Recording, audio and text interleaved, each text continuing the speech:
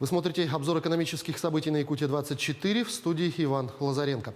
Правительство России одобрило законопроект о дополнительных мерах государственной поддержки малого бизнеса в Арктике.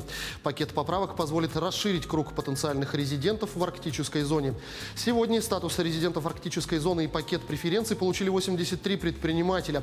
Кроме того, благодаря дополнительным корректировкам, которые вносятся в законодательство, небольшие компании смогут развивать бизнес на территории всех муниципалитетов в составе арктической зоны, а не только по месту регистрации, как сейчас заявил глава Минвостокразвития Алексей Чекунков.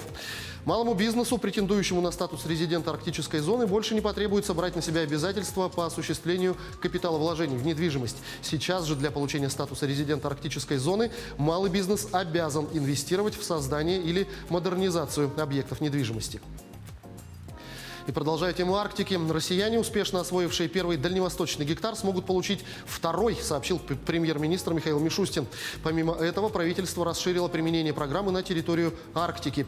Такие меры позволят более активно вовлекать в хозяйственный оборот неиспользованные земли как в Дальневосточном федеральном округе, так и на территории арктической зоны, сказал он.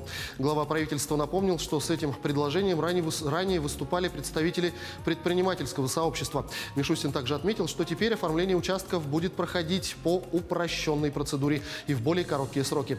Напомню, программу «Дальневосточный гектар» запустили в 2016 году. Она позволяет россиянам выбрать, оформить и бесплатно получить в пользование земельный участок на Дальнем Востоке. За время работы программы участки получили более 90 тысяч человек.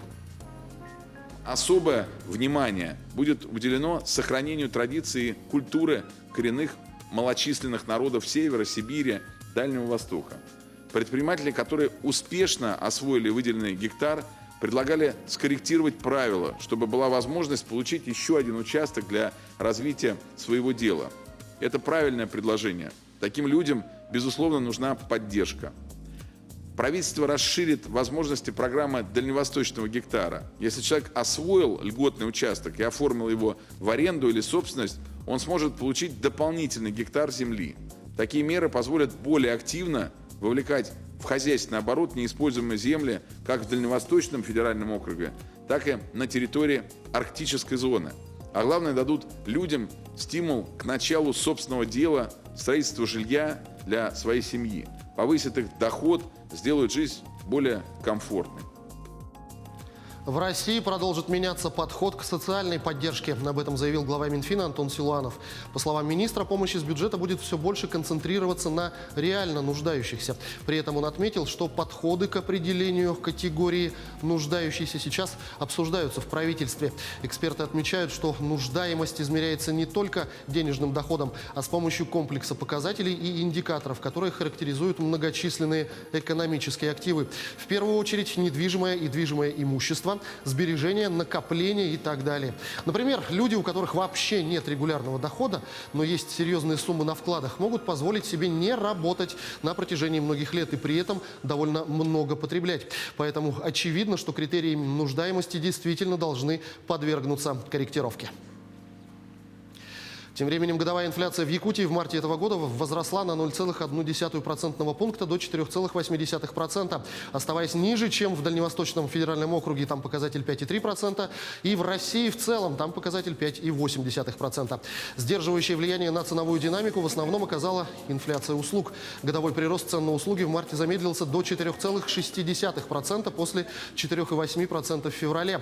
В частности, это произошло из-за растущей конкуренции на рынке сотовой связи. Сотовые операторы в борьбе за клиентов и для привлечения новых абонентов расширили предложение недорогих тарифных планов, что замедлило прирост цен на мобильную связь. Также продолжают действовать льготные программы кредитования, за счет чего медленнее растут цены на услуги банков, в том числе за пользование потребительским кредитом, пояснил управляющий отделением Национальным банком по Республике Дальневосточного Банка России Антон Коноплев. Вместе с тем, приближающийся сезон отпусков повысил спрос якутян на путешествия, что увеличило прирост цен на авиаперелеты и туристические услуги. Coinbase стала первой в мире публичной криптобиржей. Торги акциями начались на NASDAQ уже в среду. Уже на открытии стоимость акций компании взлетела на 70%, а капитализация превысила $100 миллиардов, рассказывает Артем Сторонов. Криптовалюты совершили огромный скачок вперед. Это связано с первым в истории выходом на фондовый рынок крупнейшей в мире криптобиржи Coinbase.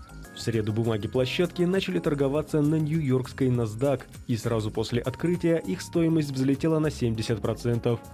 Позже рост скорректировался до отметки менее 60%, в результате чего рыночная стоимость компании в первый же день торгов превысила $100 миллиардов. Это больше капитализации самой NASDAQ и даже материнской компании Нью-Йоркской фондовой биржи. Выход Coinbase на рынок, который криптоевангелисты считают судьбоносным событием, произошел на фоне очередного рекорда, установленного биткоином, самой известной сейчас криптовалютой. В среду его курс приблизился к $65 тысячам. Биржа Coinbase, основанная в 2012 году, получает основную прибыль от транзакций биткоина, эфира и других криптовалют. У компании уже 53 миллиона верифицированных клиентов по всему миру. Она охватывает примерно 11% крипторынка. По данным Coinbase, только за первые 3 месяца этого года ее выручка превысила $1,8 миллиарда.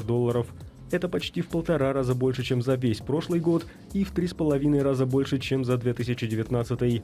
Чистая прибыль за первый квартал 2021 составила от 730 до $800 миллионов.